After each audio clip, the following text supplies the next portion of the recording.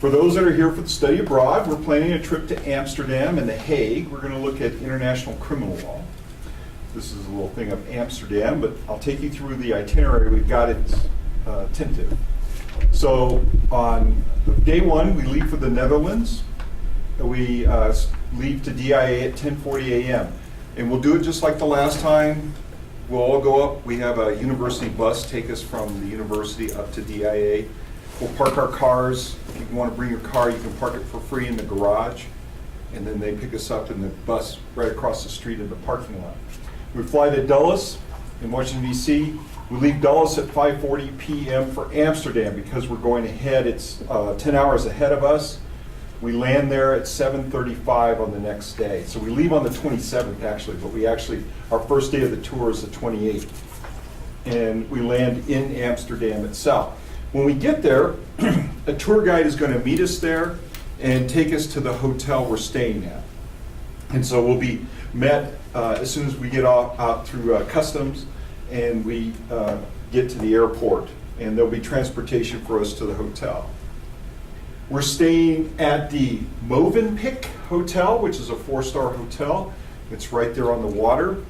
We'll be staying there. Since we get there at 7:30, we're going there for breakfast. We'll drop our bags and then we'll start our tour. So sleep on the plane because we're going to bed when we get there. The tour guide has got GBT cards, which are transportation cards. So we can write, there's pizza in the corner. And water, sure. Pizza, cookies, and water. So you'll have unlimited transportation, for trains, buses, water taxis, while we're there for the entire 8 days.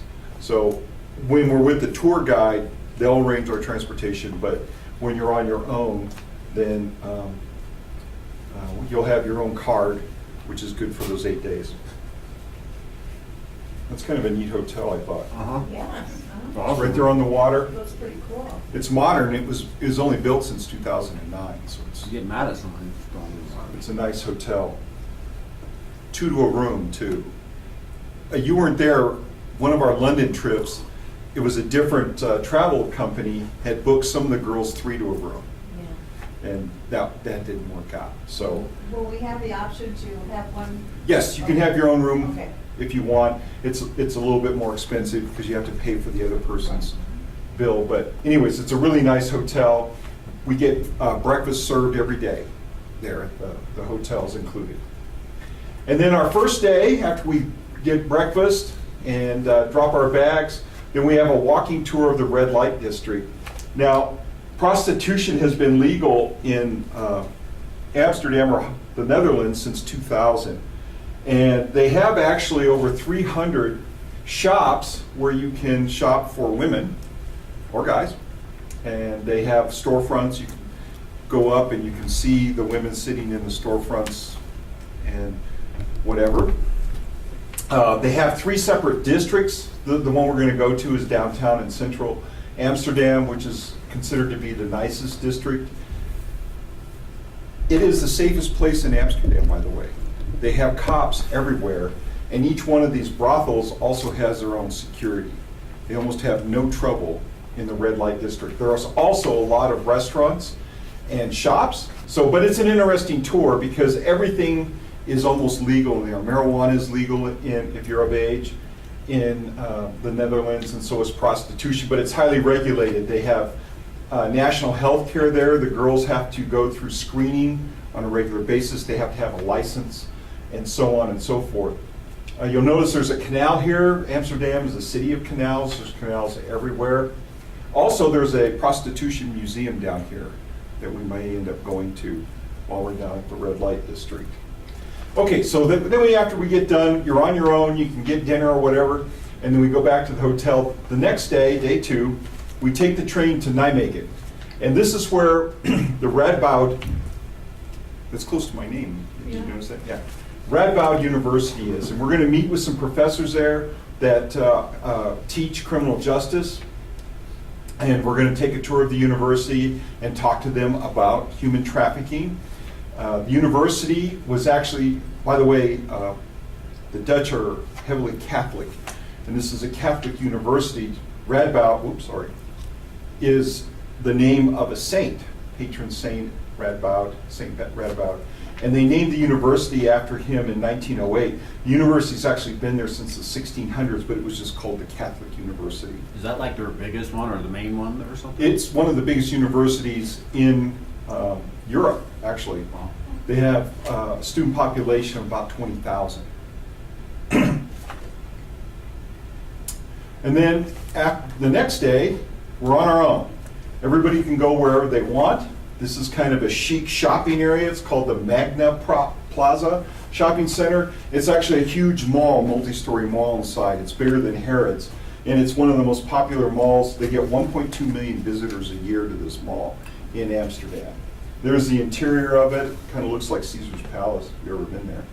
And these are all shops and so forth. That's the courtyard there. They have a lot of statuaries in there. Or you can go and take a water taxi around the city. I have that.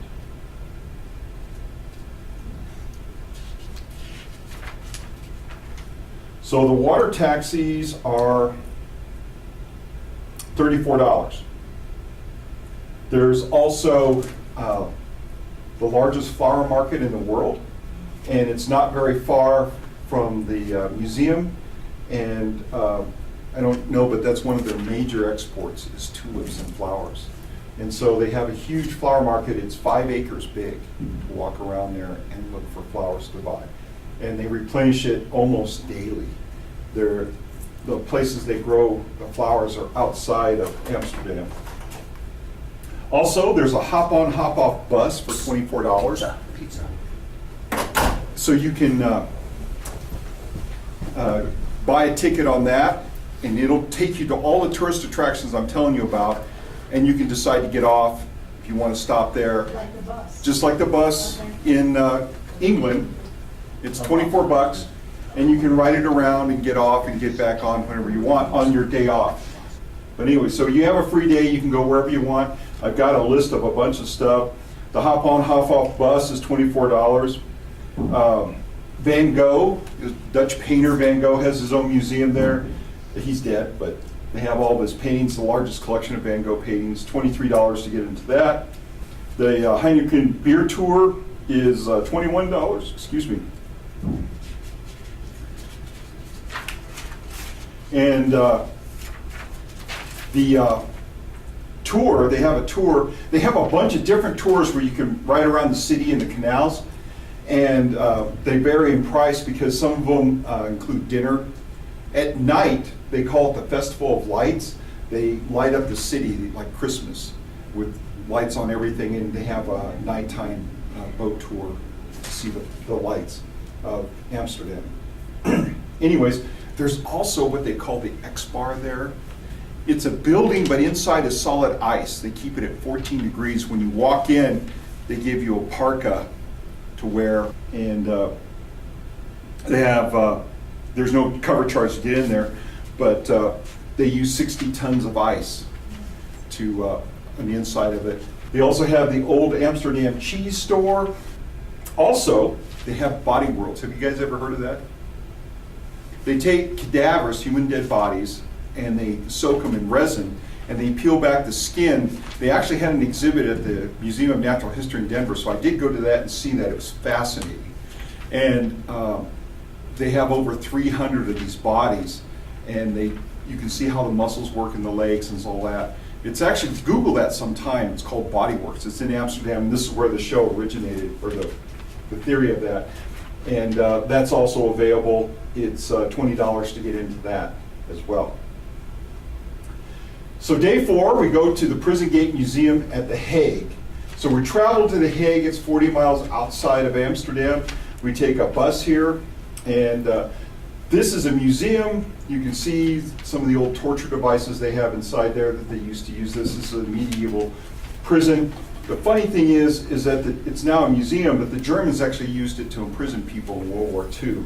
So that was the last time it was a museum before World War II, and then during the war, the Germans used it when they invaded the Netherlands to imprison people.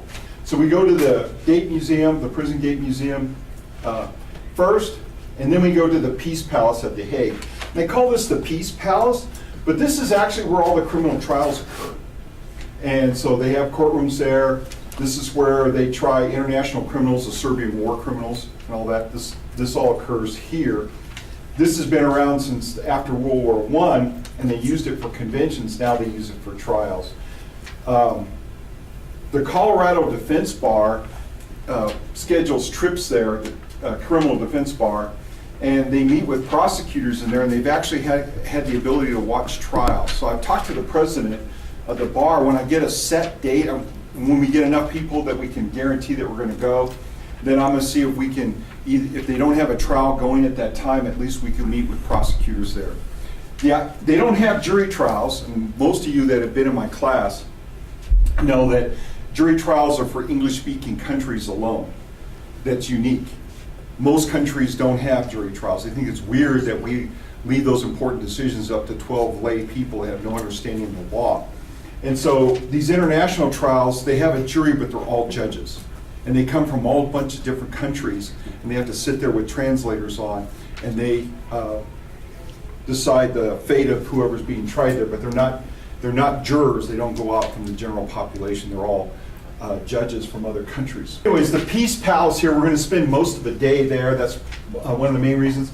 People that are involved in human trafficking are tried here because in the EU, it's kind of like the United States. This is kind of like the central court there. The EU is run, the administration to run the EU is located in The Hague as well. So right now I think the president of the EU is somebody from Belgium, isn't it? I don't know. Anyways, but this is kind of their administrative and criminal area, and we're going to be going there on this day. Oh, that's awesome. Day 5, June 1st, we visit, and don't ask me to pronounce this, Meertjens Police Museum. Meertjens means police, by the way, in Dutch. Anyone knows that? And so we get a history of Dutch policing going back to the medieval times. And they have uniforms and vehicles and all sorts of things on display. The place where they hold all the vehicles is actually in a different building than this one. It's located down this way about 100 meters.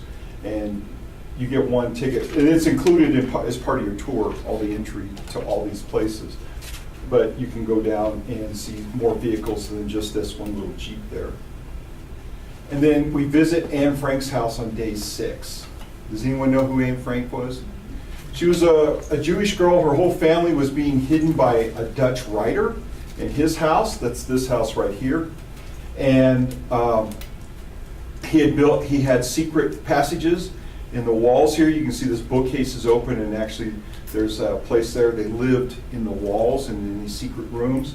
And Anne Frank kept a diary for several years. And she was finally, the Nazis found them and deported her to a concentration camp where she was eventually killed by the Germans. But they found her diary in the building here in 1947. And they were published in 1951, her diary, and it became an international bestseller. And the Dutch government bought this home and turned it into a museum for that purpose. But it's kind of a moving thing. So we go to Anne Frank's house on day 6. Also, then it's off to the Rijksmuseum. This is one of the largest museums in Europe, and it has the largest collection of Rembrandts in Europe. There's also a lot of historical stuff. It's their national museum there in Amsterdam for the Netherlands. And so we're going to spend the rest of the day there. Then on day 3rd, we go to the Blokhuishuis Poort prison. And this was their main prison. It was built in 1883, and it was used all the way up until 1969. They no longer keep prisoners there. They have part of it, preserved part of it as a museum, so you can see how prisoners were kept. But the rest of it is a shopping center. So they've rented out, they've torn out a lot of the cells and so forth. There's a lot of shops in there and restaurants and so forth. They call it a cultural center, but it's quite large, as you can imagine what a national prison would be. And so now they've rented all that out for retail shopping and so forth. So we'll go to the prison there, kind of get a little quick tour of the penal institutions in the Netherlands, and then we'll be able to go shopping in the mall there. The next day, it's off to the Torture Museum. I know this will sound weird, but it's one of the top 10 attractions. If you go to TripAdvisor, it's the top 10 attraction in Amsterdam, so you won't have to go on your own dime, or you can go with us. And it's filled, in fact, let me read this description of this place. The Torture Museum is a small museum located in the heart of Amsterdam, near the flower market. So that flower market I had pictures of. It overlooks the Single Canal. It's included in the list of the world's most unusual museums. So is the Body World. It is a popular museum for tourists. It's one of the 50 museums in Amsterdam. The layout is a maze of small dark rooms. Each room houses one or two torture devices. That one looks especially kind of gruesome there. I don't know what those spiky things are, but they can't be pleasant. And each device is accompanied with an enlarged image from an old book or article featuring the device in use. All the articles are in English, Dutch, and French. We have a Dutch-speaking guide with us the whole time. So we get picked up at the hotel by the guide and brought back. Then day 8. This is our last day there. You get your souvenirs. We're free again. The guide drops us off. You can get your little wooden shoes. And you can go out at night. This is Blomer's. It's one of the more popular. It's in the red light district, by the way. And that's not imaging. They put all the street lamps are in red, so you know when you're in the red light district. And it's one of the top 10 spots. It's a bar restaurant in Amsterdam. And then the next day, June 9th, sad but true, we leave Amsterdam at 11 a.m. We arrive at Chicago O'Hare Airport 1 p.m. on the same day, and we're back at DIA at 5:10 because we're coming on the reverse way, so we pick up those hours that we lost going to the Netherlands. So that's it, and then the bus will pick us up at DIA and bring us back to the school, and get in your car and leave from there. Are there any questions I can answer? So we only get one free day, huh? 2. 2? Day 3, and then day 7. And those of us doing it for credit, what are we doing, journaling and? Well, Anna's going to teach the graduate class this time. I'm going to do the undergraduate. So there'll be a paper. There is also going to be lectures in between. I'm going to give a lecture on international criminal trials, and it's going to give one on human trafficking. And so we'll have some lectures, a paper of the experience, but it'll be shorter for the undergraduates, and a journal is all I'm expecting, and attending the lectures. So we're going to have at least 2 lectures. They'll be structured. If we can, like I said, I'm going to try and see if we can get into The Hague to the criminal courts and actually meet with a prosecutor, like we did when we met with the attorneys in London. And so I'm going to be working on getting that done as soon as I know for sure we're going, so I can tell them this is the day we're going to be there, this is how many people are going to be there, and so forth and so on. So I want to meet up with the prosecutor when we're there to go through all that. Any other questions I can answer? Yes? It's May. It's going to be really nice and green. There's a place called Vondelpark on your free day. It's free to go there, and they have an amazing display of flowers because that's their thing. That's one of their biggest exports is flowers. Like 60% of the world's flowers come from Holland. And so if you get a chance, it's right downtown Vondelpark, which means the People's Park in Dutch. So, but they have the lights will be up in the evenings. If you take the water cruise, you go around seeing these buildings all lit up and with like Christmas style lights and stuff. Anything else? Yep. Well, like I said, we'll meet here. See, we'll have to be at DIA at 8, so I imagine we're going to probably, because our plane leaves at 10:50. It'll be early. So we'll have to get here probably around 6-ish. Yes? What day do you leave? We leave, I have the itinerary, May 27th. That doesn't count as a day of the trip, because we land actually on May 28th, so day 1 actually is the 28th. But we lose all that time going forward, but we pick it up coming back. So we land on the same day we take off. We take off at 11 on the 6th, and we land here at 5:10 on the 6th. So we pick up that time coming on the way back. But, yeah, we're flying United. Like I said, you want to sleep on the plane because we have a big walking tour after breakfast, and we drop our bags. We're not going to be lounging around. I like to do that when I travel, is lay in my hotel room and sleep, but that doesn't happen. Well, one of the reasons why we do that is because it helps you acclimate to the time. So that way you're not losing a whole day trying to adjust to the time change. Instead, you're just out there, right, ready to go out and explore, see Amsterdam. And in this case, the trip covers the tour guide that we have, all of the arranged tours, like the Torture Museum, the Police Museum, the Hague, and then the free days is where you might decide to spend some money of your own to do, you know, the riverboat rides or the parks or all of those things. Oh, the zoo there is yeah. rated as one of the top zoos in Europe, the Amsterdam Zoo, and it's an aquarium as well. So we always put together a list of options for those free days just to give you some ideas, and that way you can kind of plan accordingly, both in terms of how much spending money you may want to have, but also how you want to allocate your time. Certain museums may close earlier, and so you'll want to coordinate. And what we've found in the past is that students usually break off into groups and go together, so very rarely is someone actually going off on their own, because you do get to know each other really well. You know, you're sharing rooms, you bond quickly, and so people tend to want to see a lot of the same things, and so you'll be able to find others that will want to do that. But I think Mr. Radabaugh really touched on how the trip is going to focus on giving you a comparison in terms of the criminal justice system through corrections, the judicial system, and law enforcement. We'll also have the added component of human trafficking and talking about prostitution, because it is very different than we talk about it here in our current policies. But in addition, you learn the history of another place. You get to explore some of the culture, right? All of the art, the food, you know, music, taking everything in. And so it's a nice way to not only learn about content from your program, in this case criminal justice, but to also get a sense of the world. When I went on a study abroad in undergrad, for the first time, I got the travel bug, so then I was ready to explore, and I've been wanting to do it ever since. And so see some familiar faces in the room that went with us last year. I think you're probably feeling the same way, and so it's nice to see that, you know, you're interested in learning about a new place. At the same time, you'll learn about yourself, you know, when you travel.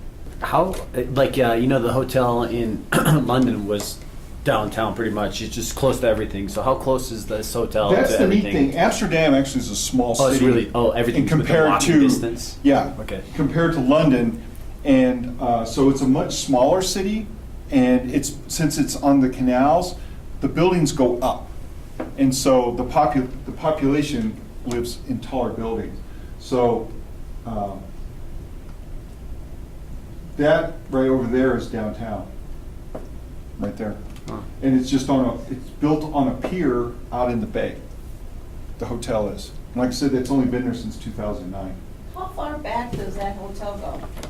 Just to there, oops, The top end. right there. Okay. But all you right. walk right through to the back, and then you're on Okay. the rest of the city. It's just, they use the land, you're not gonna get land, it's an old town, and so all the buildings are built, and so if you want new construction, this is what they do, is they build a pier out onto the water, and then they put the building up on it. So our hotel is that. It's a 4-star hotel though. So it should have all the amenities, free Wi-Fi. They have footbridges across the canal so you can get from one side to the other, but they're at the end of each block. Mm. So if you're standing here and you want to get over there, it's a pretty good little trot to that bridge right there and then come back. So just remember that. And there also is no, what do you want to call it, guardrails. You notice that? They are assuming that you won't fall in. So, but I'm guessing, you know, with people drinking and using marijuana, that pulling somebody out of the canal is really not that unusual for the police. But that's just a guess. And this is one of the most, other than Harrods in London, this is one of the most sought after malls to go visit, the Magna How Plaza. How long are you guys going to be at the university, and will there be All enough day. time to walk around and The check everything university is out? actually in another city. We're Okay. taking the train there. It's But- in Nijmegen. Okay. Very famous World War II battle was fought there. The Allies tried to capture the Nijmegen Bridge because it was the only bridge heavy enough that could withstand tanks. And they wanted to be able to send tanks into Germany. And the Germans tried to blow it up, so there was this big battle there to capture the bridge. And they blew it up, but they used construction explosives, which wasn't strong enough to blow up the bridge. And so the bridge was still standing, and the Americans captured the bridge. But it fell into the water like 10 days later, but they had already moved like 100,000 men across it. They had to build a pontoon bridge. But this shopping center here is huge, and it goes up 4 stories. So, in terms of some of the logistics, what we do is the semester before, so in the spring, we'll have meetings where the group gets together, talk about, how to pack, how to prepare, making sure everyone has their passport, what is the emergency plan. We'll go through all of that as a group, and so we'll probably meet. These dates aren't set yet, obviously, because we need to make sure 12 people are signed up to go, but maybe March, April, May. Does that sound Mhm. like what you, yeah? thinking? Encourage your Um, friends to go. But what we're looking for right now is interest, and then for students that want to go to make that initial deposit. So Jacob, do you want to talk a little bit about the process for how that works? He's with us from the Global Engagement Office, and will be kind of helping with the initial registration and deposit process. Has anyone here already applied? Yes. We've got 8 in. 2 have already applied. Okay, yeah. And so for those of you that haven't, you can just go to the Education Abroad website, the UCCS Education Abroad. Do a search for Oh, Judy's gonna Netherlands, apply. Amsterdam, criminal justice. Any of those will get you to the page. Pretty sure. You'll fill out an application with us. There is a deposit due coming up in December 12th or 15th, I can't remember, that you will need to submit. There's a cash receipt attached to the application. You fill it out, and you can go pay that at the Bursar's office. That's how we'll know if the trip is going to go or not. How much is the deposit? $125, I believe. Yeah. And then we will have another, then the full payment will be due to the organization we're working with that's doing the logistics for it. They'll give us a website. They'll give that to me. Probably sometime in late December I'll get that, and then I'll distribute that to everybody who's committed to going. That's where you'll make your final payments. And their payment deadline will be sometime later. It'll be into the spring when you'll make that payment to them. Oh, okay, and then I misinterpreted, because I was thinking that the total amount was gonna be due in January. Actually, it's February. Or February. I saw February. something on there. Yep, I got it right On the here. thingy, it said that full payment was supposed to be pretty early on. That's so they can reserve the flight, that was Yeah, it. Yeah. Because Patterson wanted to know when he needed. January 15th is when the program fee is due. When is that? January 15th. Okay. Yeah, that's when the full payment will be due. Yeah. And there will be, you can break it up into payments, that large chunk. That was one of my questions that I had made. But the remaining balance will be due January 15th. Okay. So you could make payments up until that point. But where do you make the payment?